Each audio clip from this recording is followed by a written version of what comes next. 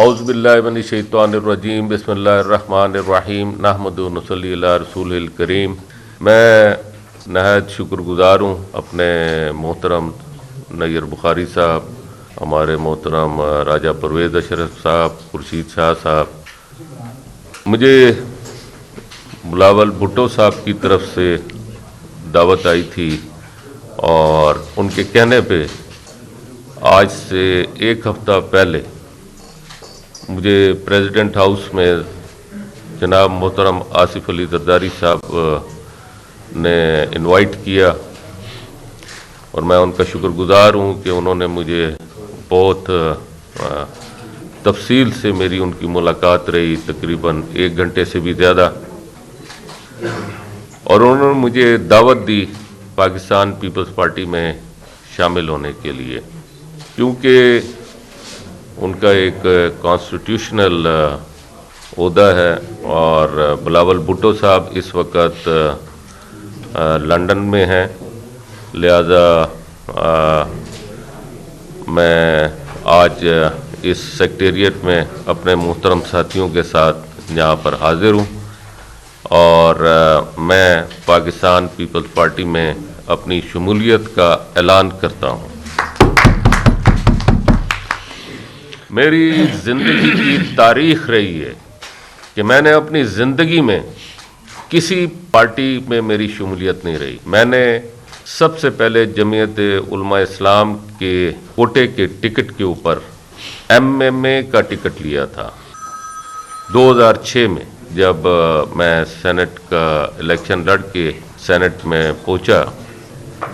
اور اس کے بعد سے آج تک میں جمعیت علماء اسلام کے علاوہ کبھی کسی پارٹی کے اندر نہیں رہا۔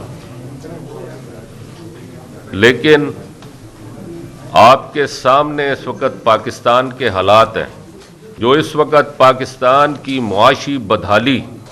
جو پاکستان اس وقت سیاسی حوالے سے جس انداز میں اس وقت پاکستان کے حالات ہیں، میرا خیال ہے کہ ہمارا جو اس وقت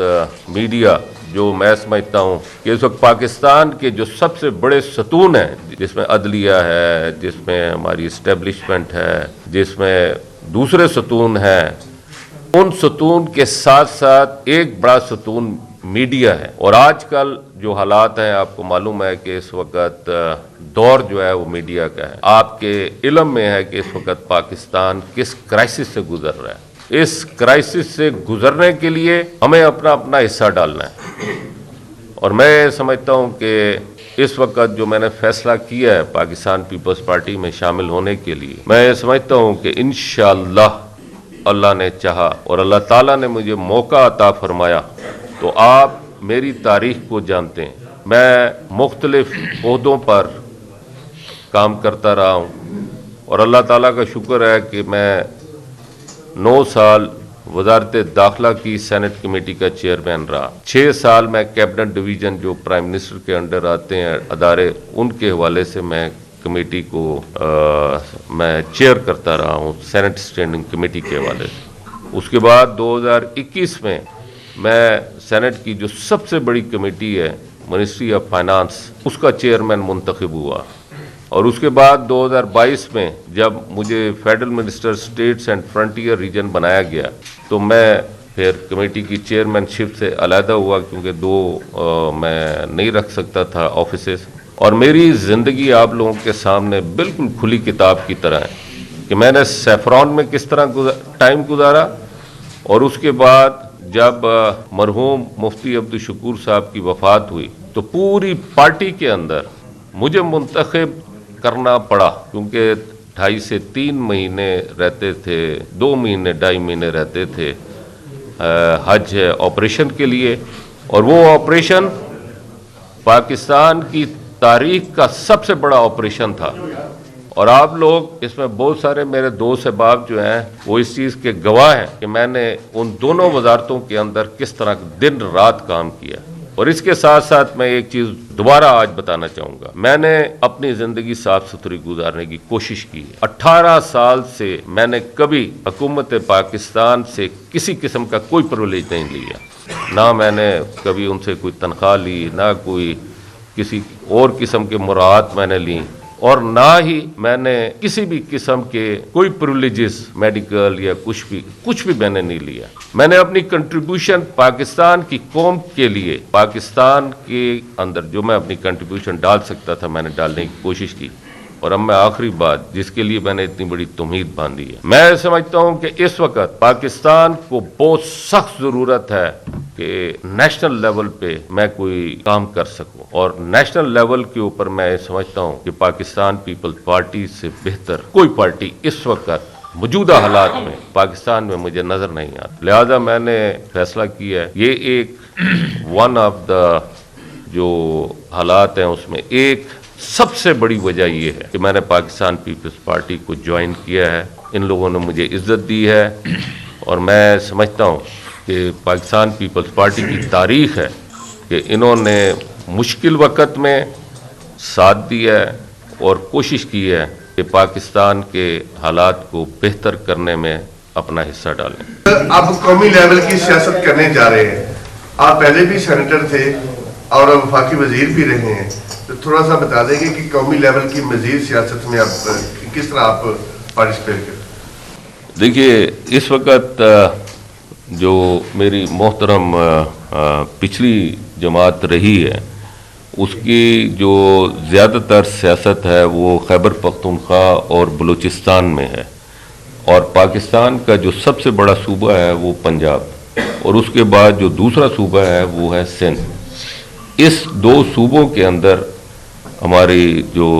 پچھلی جس پارٹی سے میرا تعلق رہا، جمعیت علماء اسلام سے، اس میں ان کی کوئی خاص کنٹریبیوشن نہیں ہے۔ آپ مولانا فضل الرحمان کے انتہائی قریبی سمجھے جاتے ہیں، 3 سے 4 مرتبہ آپ سینیٹر میں منتخب ہوئے، آپ نے خود بھی بتایا کہ مختلف کمیٹیوں کے آپ چیئرمین بھی رہے۔ بیسیکلی ناراضگی کی وجہ کیا بنی آپ کی مولانا صاحب کے ساتھ کہ آپ کو جے یو آئی چھوڑ کے تو پیپلز پارٹی میں شامل ہونا پڑا؟ ناراضگی میرا خیال ہے کہ اس میں ناراضگی جو ہے،